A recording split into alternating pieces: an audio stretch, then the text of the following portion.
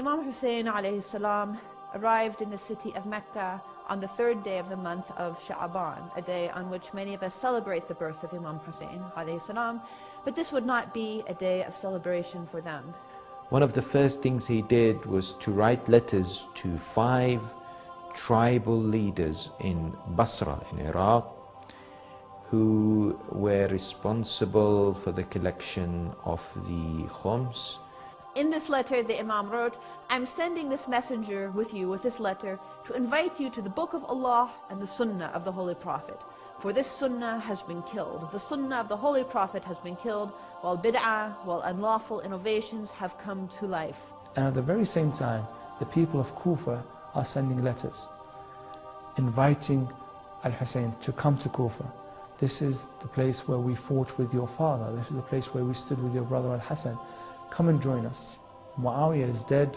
The state is weak. This is a perfect time for us to stand up to Yazid. Consequently, Imam Hussein ﷺ sent his cousin, Muslim ibn Aqil, to Kufa.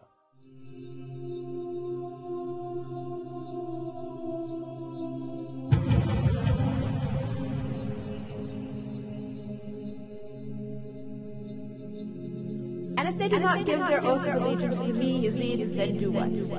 Cut off their head and send it to me in Damascus. Written in blood. إن الحسين يشهد أن لا إله إلا الله وحده لا شريك له وأن محمدا عبده ورسوله. Hussein bears witness that there is no Lord except Allah. He is one, he has no partner. Conserved by faith. I have kept one for your father, Al-Hussein. He's much, much more thirsty than you.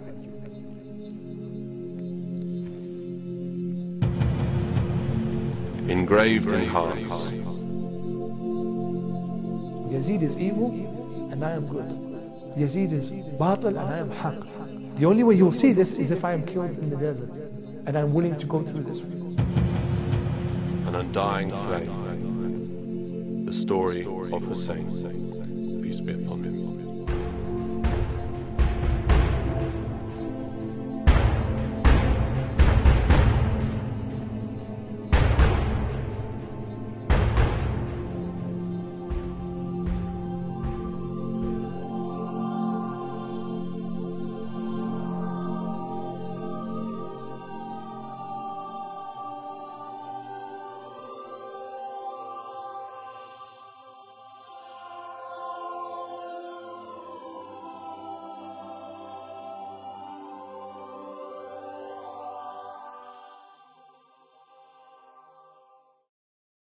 On the 25th of Shawwal, Muslim entered Kufa and stayed with al-Muqtar ibn Abu Ubaid al-Thaqafi, who was highly respected among his people, a generous man, a man of ambition and daring, one well experienced and determined, and a formidable opponent of the enemies of Ahlul Bayt, peace be upon them.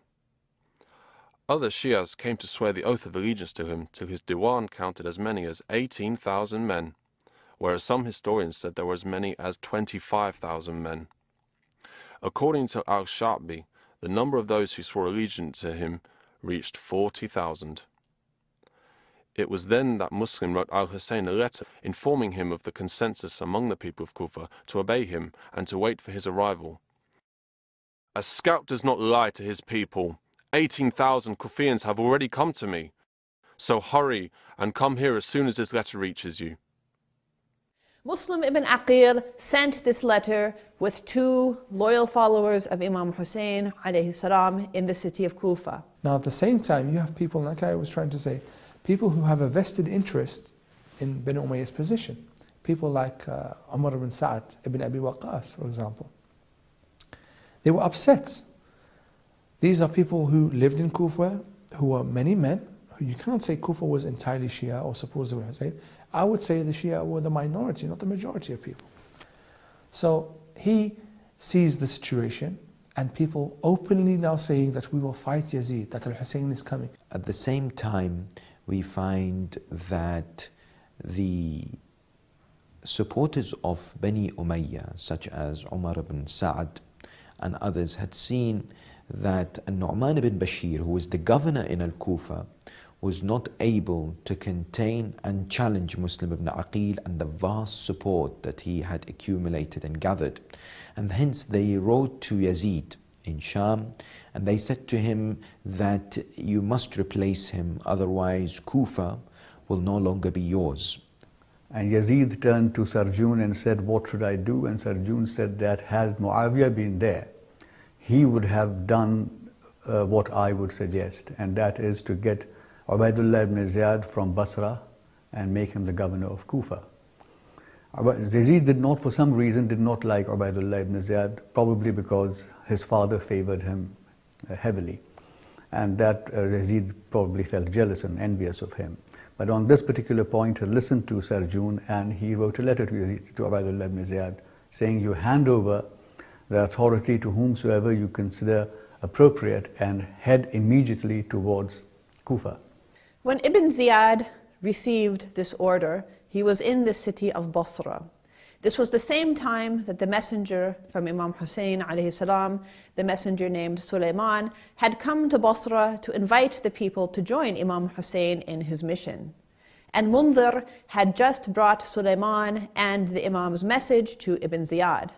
So straight away, Ibn Ziyad killed Sulaiman, and then he gave the people of Basra a very threatening speech, warning them not to even think about supporting Imam Hussein. So he immediately, in the middle of the night, decides to leave for Kufa. And so he races on, using his horses without waiting for anybody, without taking a break. And some of his very close friends demand, listen, we need a few minutes to rest. He ignores them, because in his mind, Al-Hussein is at that very time on the way to Kufa. And if Hussein enters, his mission has failed. And thus, they sped through the desert towards Kufa. And they were riding so fast, the historians say, that Ibn Ziyad's hand-picked soldiers couldn't manage to keep up, and they began falling off of their horses from exhaustion, one by one. But Ibn Ziyad would not stop. Instead, he wanted to go faster and faster to get to Kufa as fast as he could. It is said that he approaches Kufa on his own from 500. He enters Kufa on his own because 499 of them die on the way. Ibn Ziyad, seeing the situation, seeing now he's not entering with a group of soldiers, he has to be very careful. So what does he do? He dresses in black. He makes his turban like the way the famous men of Quraysh do, and he covers his face, and he slows down, and he enters very, very slowly. People thought it was Imam Hussein alayhi salam. The people said, Assalamu alayka ya ibn Rasulullah, and he just waved back without saying anything so that he would not reveal his true identity. So they greet him, Assalamu alayka ya ibn Rasulullah, and he does not say anything to them. And one after the other, until he reaches the gates of Kufa, the people have surrounded him now. Some are praying for him, some are calling out for him, some are trying to grab his hand to kiss it. He reached the Darul Amara or Qasr al-Amara, and he immediately called upon Nu'man to open the gate. Nu'man ibn Bashir was afraid that this was indeed Imam al-Hussein, and he would not do so. But what would happen then is that he informed him that he was Ubaidullah ibn Ziyad, and he had this instruction from Yazid in order to take the governorship of Kufa. The next day, Ibn Ziyad ordered that every single person in the city of Kufa go to the main mosque in the city of Kufa, where he would give them a speech. Of course, Muslim ibn Aqil was very conspicuously absent from this gathering. In the morning, Ibn Ziyad gathered people at the Grand Mosque. There he delivered a speech warning them against mutiny and promising them generous rewards for conforming. Anyone found to be sheltering one of those who scheme against the authority of the commander of the faithful and who does not hand him over will be crucified on the door of his own house. When Muslim ibn Aqil heard that Ibn Ziyad had arrived in Kufa, and when he heard what Ibn Ziyad had told the people in Masjid al-Kufa, he realized that he had to leave the home of al-Mukhtar. It was no longer safe for him to stay there. Too many people knew that he was there. He would be putting al-Mukhtar at risk, he would be putting himself at risk, but most importantly, he would be putting the mission at risk. So it is not safe for Muslim to reside there, because if Ubaidullah ibn Ziyad sees him there, surely terrible things will happen. He decided to move and leave the house of Al-Mukhtar. And he went to the house of Hani ibn Urwa. One of the people of Kufa was a very old and noble man, known to both the supporters of Yazid and Muawiyah and to the Shia. He was one of the companions of Amir al-Mu'mineen, but in later period, Ubaydullah ibn Ziyad has appointed him as governor of Karman on behalf of Muawiyah, and he accepted because he was there to do a job. He governed the people in a good way, he was kind to them, and his name was Sharik ibn Abdullah al-A'war al-Harith al-Hamadani. And now he'd become very old and he was very ill. And so at this time, he invited Muslim to stay with him because nobody would suspect that Muslim was there. Now, there and then, Ubaydullah ibn Ziyad decided to visit him because he was somebody his father had known and he had known himself and he had appointed him as one of his governors. So he went to visit him, being a sick man, to see how his health was. Sharik was determined not to let this opportunity slip away. And so he summoned Muslim ibn Aqil and he said, guess what? Ibn Ziyad is going to be coming here. As soon as he gets here, I want you to hide.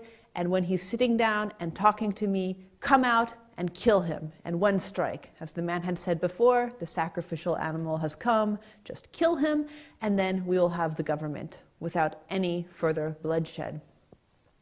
And Sharik added, if you're not sure when to come out, listen for the code words. When I say, quench my thirst, then come out and strike him. So Hani agreed, and Muslim had agreed, and Sharik had agreed. So when the messenger announced that the governor, Ubaydullah ibn Ziyad, is entering, Muslim hid, and Ibn Ziyad came in. Sharik was very ill, so he sat next to him, asking him about his health. And Sharik had expected Muslim to come out. But Muslim ibn Aqil didn't come out. He repeated the thing again, to the extent that Ubaydullah ibn Ziyad said that, to Hani that your friend is hallucinating. And Hani said, yes, he's unwell. After he left, he departed, Ubaydullah ibn Ziyad, Muslim ibn Aqil alayhi salam came out and both of them asked as to what had happened, what stopped him from coming out and killing him. Sharik, at a later time, asked Muslim, what stopped you from killing him? He said, 2 reasons. First, one hadith of the Messenger of Allah, narrated by Ali, says, faith stops where murder begins. A faithful man does not murder others. The second reason is Hani's wife. She pleaded to me in the name of Allah not to do so in her house, and she wept before my very eyes. Hani said, woe unto her! She has killed me and killed her own self, that from which she fled. In it have I fallen. After 3 days of this particular incident, Shuraik passes away and dies. And later on, Ubaydullah ibn Ziyad learns of this plot of Hani and Shuraik in order to rid the Kufans of him, and becomes extremely displeased and angry. At the same time, he attempts to introduce assassins or secret agents that will somehow infiltrate the meetings of the Shia and those who meet Muslim ibn Aqil. And so he summoned a freed slave of his by the name of Ma'qil. And he said, you, Ma'qil, you are going to find Muslim ibn Aqil. Now, how was Ma'qil supposed to do this when none of Ibn Ziyad's other men could? Ibn Ziyad gave Ma'qil 30,000 dirhams. So this slave infiltrates Hani ibn Urwa's house and he finds where Muslim is and he hands over the money to Muslim and he says, I am one of the close Shia, I have become one of your supporters and followers and I am here to do your service. I will fight if you want me to, I will recruit people, tell me what you need me to do. And he would report back in the same night to Ubaydullah ibn Ziyad. Therefore, Ubaydullah knew that Muslim ibn Aqil was residing in the house of Hani ibn Urwa. And so Ibn Ziyad by now has a large amount of information. He knows where they meet, who they meet, what they discuss, at which place they meet, who are the chief attendees, what their plans are, how they get their message across, who the messengers they use within the city are, what time specifically they meet.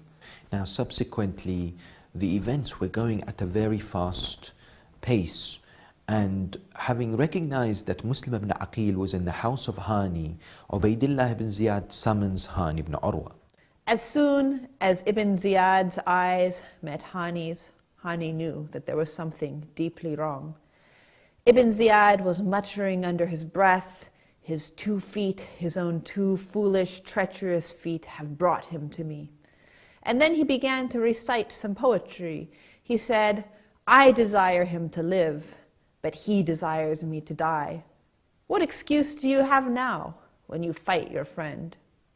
Hani said, "O Amir, what kind of talk is this?" Ibn Ziyad said, "You have been housing Muslim ibn Aqil in your house, and you've been preparing for a rebellion. Did you not think that my men would find out about this?" Hani swore that this was not true. He said, "Absolutely, Muslim ibn Aqil is not in my house. There's nothing going on." The two of them began to argue back and forth until finally Ibn Ziyad stopped. And with one word, he called in Ma'aqil. And Ibn Ziyad said, "Look, you know this man?" And Hani was shocked to see that this man who had claimed to be a Shia, who was there to support them, who was willing to do anything for them, actually turned out to be one of Ibn Ziyad's spies. So obviously he knew everything. So Hani says to Ibn Ziyad that if Muslim was under my foot, if I'd hid him under my foot, I would not even move my foot for you. In a way, I'm never going to tell you where Muslim is. So there an argument broke out, and one of the soldiers of Ibn Ziyad hit Hani, and he split his lip, and Hani was bleeding. When his tribe came to know that he had been imprisoned, they all gathered outside the court, the governor's palace, and demanded for Hani to be released immediately. The judge, who was Qazi Shuraih, the same person who had earlier on testified as to the piety of Hujr ibn Adi in Damascus, was now in Kufa, and here he was representing Ubaydullah ibn Ziyad. He went to the rampart and addressed the people, and he said that your leader, your member of your tribe, Hani ibn Urwa, is perfectly safe, and I have met him, and he is unharmed. At which point the crowd dispersed and they dispersed and they went. The crowd dispersed and they went away, and Hani obviously remained in prison. What Muslim ibn Aqil recognized after this incident was the need to rise before the appointed time and the agreement that he had with the people and the likes of Mukhtar. Al-Mukhtar was outside the city of Kufa, trying to gather support from the villages and the surrounding areas.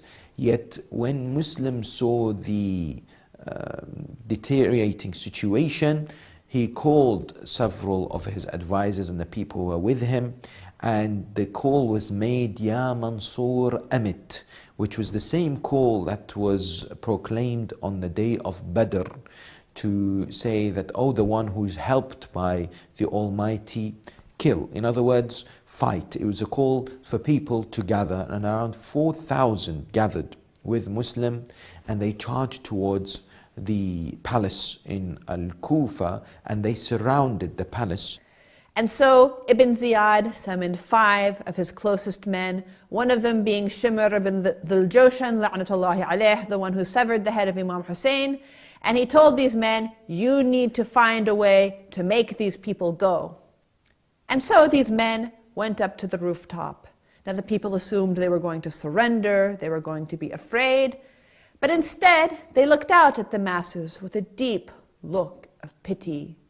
And they said, we are so sorry for what is going to happen. This was not what the people were expecting. They continued, by now, Yazid's army is almost here. And you know Yazid's army is not like us. They are ruthless. They will not leave a single one of you alive, and they won't stop at you. They'll go after your women, your children, your property, your houses, everything. Oh, people of Kufa, if only it had not come to this, but this is what you get for revolting against Bani Umayyah. So the men were coming out to fight, and the women are holding on to them. Their wives, their mothers, their daughters were pleading with them not to come out. Mothers would go out and take their children and bring them back into their house. Wives would grab their husbands and take them back home. And with a period of time, only about 300 people remained. So Muslims, seeing the situation, knew that staying there and then against the governor's mansion was not a good thing to do. He needed to go back and to recuperate, to talk some sense into these people. It was time for Salat al-Maghrib. The adhan was heard all over Kufa. Muslim ibn Aqil went to Masjid al-Kufa to lead Salat al-Maghrib. He'd finished Maghrib, and then he'd finished the Isha prayer. He found no more than 30 people around him. As he got up to leave and he came out, there was 3 people walking with him. When he turned into one of the avenues of Kufa, the narrow streets, he found himself alone.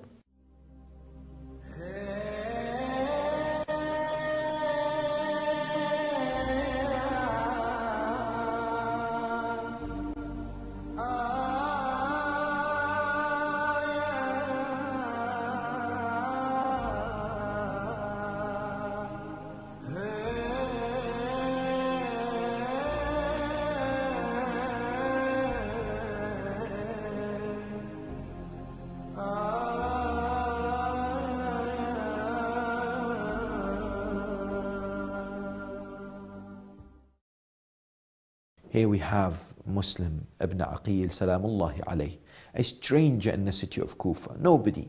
He turned around, there was no one with him. He walks in the streets, he's thirsty. And he reaches a house where he finds a lady by the name of Taw'a, who was a free bondswoman, and she was one who was waiting for her son to come back and was eager to find out what has happened. When he saw her, he said to her, Ya Amatallah, هل لي من شربة ماء? Is there a possibility that you can give me some water? And then she gave him some water, and she was surprised to see him still sitting there.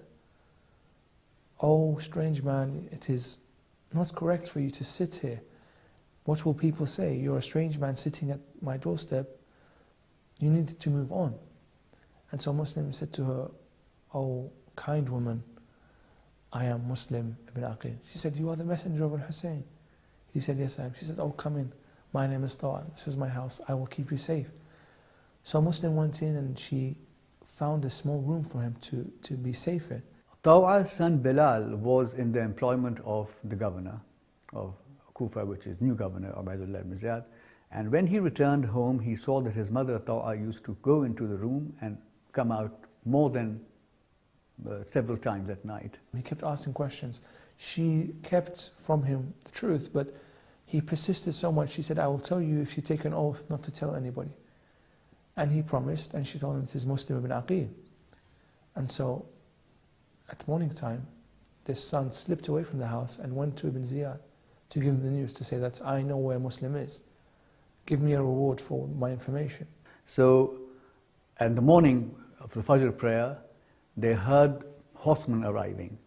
To protect the sanctity of the house of Ta'a, Muslim ibn Aqil alayhi salam armed himself and came out and to fight. And he fought very bravely. There were 70 horsemen that were sent. He was on foot. He defeated all of them. And so reinforcements arrive, and they're still not able to capture Muslim. So instead of fighting hand to hand, because the streets were narrow, only 2 or 3 men or 1 man at a time could fight Muslim. They started to hurl rocks at him. They started to throw mud at him. They started to attack him from both sides in a way which is really not an honorable thing to do. And Muslims started to suffer injuries, yet they were still not able to capture him. And he would not give up even though he was thirsty. And finally, a trap was set up for him, and he fell into the trap, and he was arrested and taken to the palace. At which point he began to weep, and people said, such a brave man like you who fought such magnificently in the streets of Kufa is weeping. He said, I'm not weeping for myself. I'm weeping for Imam Hussein alayhi salam, who's heading towards this, and while you are preparing a trap for him and betraying him here. He was taken inside the palace, and Ubaydullah ibn Ziyad was waiting there. He did not greet him. He was told, why do you not greet the Amir? He said, وَيْحَكْ إِنَّهُ لَيْسَ بِأَمِير. He is not the Amir, he is not the commander for us to meet him in such a manner. And he asks Umar ibn Sa'ad, who's there, who's a very distant cousin, who's from the Quraysh, a very distant cousin of Muslim, to come to him. And Umar ibn Sa'ad refuses, but Ibn Ziyad says, no, go to him, see what he wants. Muslim said, there are three things that I wish you to do. First of all, sell my sword and my shield, and I have taken a loan which is 600 dirhams. You should use this to repay back the loan. Secondly, take my body and bury it after I am killed. And thirdly, send a message to my master about Abdullah al-Hussein, about what happened. Of course, Umar ibn Sa'ad would disclose this will to Ubaydullah ibn Ziyad. On the 9th of the month of Dhul Hijjah, he was martyred and his body thrown down from the rooftop of Ibn Ziyad's mansion. After he killed Muslim ibn Aqil, Ibn Ziyad no longer feared Hani's clansmen. He no longer feared the people of Kufa, and thus he took Hani out of prison, beaten, bloodied, and he decided to kill him too. And this sad situation is what Muslim wanted to avoid, that Al-Hussein does not know what is awaiting him.